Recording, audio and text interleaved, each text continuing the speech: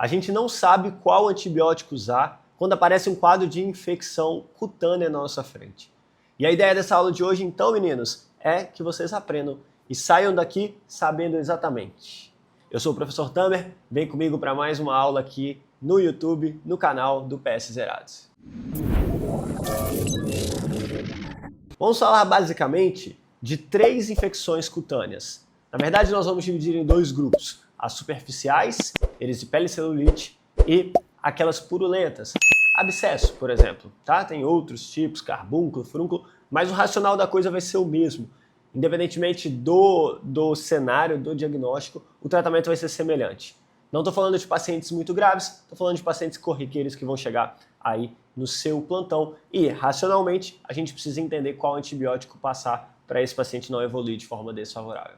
Então, vem comigo aqui na tela. Chega um paciente aí, seus 48 anos de idade, com um relato que há 2, 3 dias abriu um quadro com essa lesão aí. É uma lesão bem avermelhada, com um edema de membro inferior direito, ali região tibial, região de panturrilha, acometendo ali também pé, antepé, tornozelo, certo?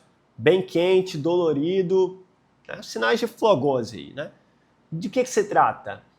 É uma erisipela? É uma celulite? A gente vai diferenciar as duas agora aqui no quadro. Primeiro ponto, os principais germes que a gente está falando aqui são dos cocos gram-positivos.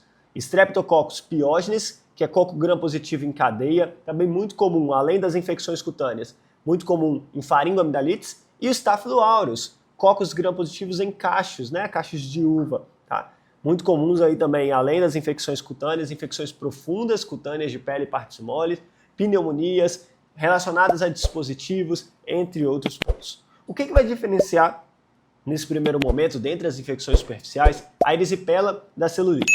Basicamente algumas características, mas em especial as camadas da pele que são acometidas. Olha aqui no quadro. A celulite, ela pega, então, derme, epiderme, pega ali planos profundos, inclusive hipoderme, ok? Já a erisipela vai ficar ali em derme e epiderme. Veja só, então, completando o nosso quadro, epiderme e derme na erisipela, mais superficial, a celulite pegando até ali tecido subcutâneo um pouco mais profundo. Se vocês repararem aqui nessa foto aqui de baixo, a coloração também é um pouco diferente, tá? Na erisipela é bem avermelhado, veja só, enquanto na celulite é um pouco mais rosado, tá? Não é regra, tá, meninos? Mas na maioria dos casos, essa diferenciação vai ser importante, tá? Em relação às bordas, percebam uma diferença interessante. Olha como eu consigo delimitar muito bem e desenhar as bordas da erisipela. Já na celulite eu não vejo onde que ela acaba adequadamente, parece que ela infiltra ali, e é basicamente também essa a diferença. Bordas bem definidas e bordas pouco definidas. Em relação à sensibilidade, a gente tem dor intensa na erisipela e uma dor leve a moderada na celulite. Portanto, no nosso caso ali, daquele paciente da foto anterior, parece muito mais uma erisipela. Tamer, para que você falou isso? Vai fazer muita diferença no tratamento? Falei mais para vocês darem nome ao paciente, colocar nome no prontuário, fica bonito, fica, né, bem com uma confiança bem interessante aí para quem pegar o seu plantão, tá? Até para o paciente também. Mas o tratamento ele vai ser basicamente o mesmo. A gente está falando de infecções superficiais que não são complicadas, né? Infecções mais leves, mais simples. A gente tem que tratar então coco gram-positivo. Streptopyogenes, Staphylo aureus. Um parênteses, a gente tem uma divisão aí didática, quanto mais superficial, maior a prevalência de strepto, quanto mais profundo, maior a prevalência de Staphylo. Mas por ser uma infecção leve, a gente pode lançar mão de penicilinas e de cefalosporinas de primeira geração. Uma observação às penicilinas, ao longo do tempo, o Staphylo em especial foi criando resistência às penicilinas por produção de beta-lactamase. Então, nesses casos, seria interessante a gente colocar um inibidor da beta-lactamase junto com a penicilina. Então olha aqui no quadro tratamento então, o quadro de erisipela, como a gente percebeu no slide anterior, e a gente tem aqui o tratamento basicamente relacionado com os beta-lactâmicos, cefalosporinas de primeira, muito bom espectro ali para os streptopyogenes. Lembrar que alguns estáfilos são cada vez também mais resistentes por produtores de beta-lactamase aos beta-lactâmicos. Então posso usar cefalexina 500mg de 6 em 6, cefadroxila de 12 em 12, uma posologia melhor, cefazolina 1 grama de 8 em 8, com a vantagem de poder ser feita endovenosa naquele paciente que não tem a via oral, E a amoxicilina com clavulanato, que aí eu vou estar cobrindo um pouco mais do Staphylo aureus de comunidade que criou uma resistência às penicilinas, produtor de penicilinases, de beta-lactamases de 12 em 12 horas. Beleza, pessoal? Mas aí a gente tem um quadro também de infecções um pouco mais profundas, purulentas, tá? Não estou falando de fasciite necrotizante neste vídeo. Estou falando de infecções purulentas como abscesso, carbúnculo, furúnculo. Olha aqui na foto, chega o paciente aí, Antônio, 28 anos de idade, jogador de vôlei, né? Ele viaja jogando vôlei, né? Em vários ginásios do país. Ele abre um quadro aí depois de um trauma num treino, de uma lesão com esse volume aumentado, né? Bem permeada, bem edemaciada, com dor local, né? E medindo ali aproximadamente 7 centímetros, 8 centímetros em região anterior de coxa direita. É um quadro que dá para ver claramente que se trata de um abscesso, tá? De um abscesso cutâneo. E aí, o primeiro ponto a se fazer para esse abscesso, meninos, é drenagem. Todo abscesso tem que ser drenado de forma espontânea ou não. Se for muito pequenininho, a gente faz medidas clínicas, como por exemplo compressa morna, né? E, por exemplo, que o próprio corpo pode absorver internamente, ou ele criar um pertuito ali com o meio externo e ter uma drenagem espontânea no meio externo.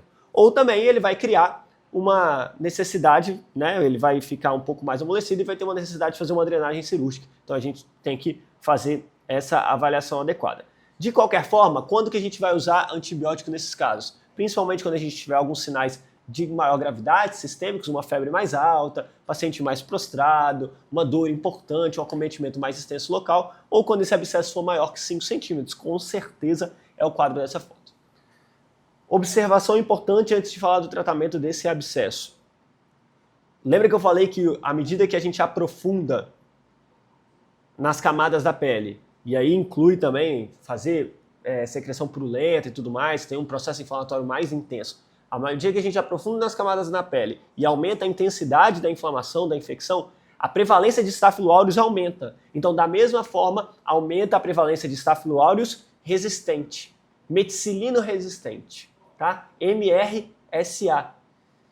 Com aquela ideia de que o Staphylo aureus ficou resistente às penicilinas, foram criadas drogas anti-estafilocócicas específicas para esses Staphylo aureus, tá? Que foi a meticilina, que não é muito presente no Brasil, e a oxacilina. Então a gente chama o MRSA de Oxa-R também.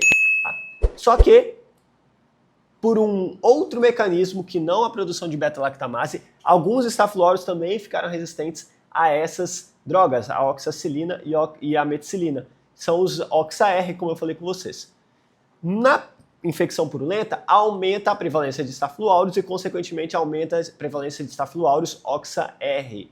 Tá? Então a gente tem que tratar adequadamente isso aí. Como a gente está falando de um paciente que veio de comunidade, a gente tem 3 grandes opções para a gente tratar esse germe, esse tipo de lesão. Mas eu não vou pensar em tratar o Staphylo aureus Oxa-R em todo mundo. Quando que eu vou pensar? Olha no quadro aqui. São esses os cenários. Se o paciente for imunossuprimido, tiver um acometimento extenso, se tiver sinais de toxicidade sistêmica, se ele for jovem que vive em aglomeração como esportes, né, vestiários, onde todo mundo usa os bancos, todo mundo usa aqueles chuveiros, né, aqueles locais ali, né, de preparação para o esporte, presídios e alojamentos militares, ou usuários de drogas endovenosas. Esses pacientes têm maior risco de ter MRSA e por isso eu preciso cobrir.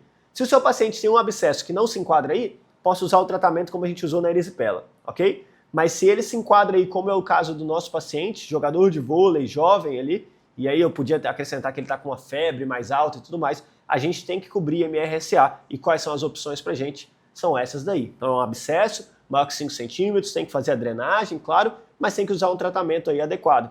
Então temos as opções de clindamicina, 600 mg de 6 em 6 horas, lembrar que a clindamicina comprimida é de 300, então 2 comprimidos de 6 em 6, doxiciclina, 100 mg de 12 em 12, e o Bactrim, sulfametoxazol com trimetoprim, 800, 160 de 12 em 12 horas aí.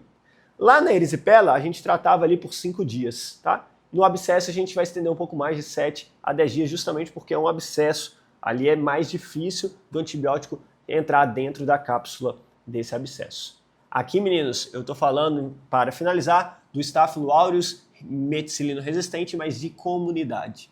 Se for num grau de intensidade de doença muito mais importante em planos profundos, um paciente que está internado, precisa de uma internação, está fazendo sepse, a gente vai pensar no Staph aureus mais do mal ainda, e aí o tratamento fica para um próximo vídeo. A gente vai estar falando de usar vancomicina, por exemplo.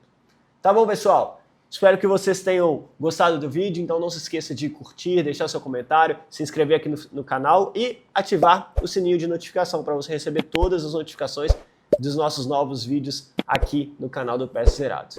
Um grande abraço e até a próxima. Tchau!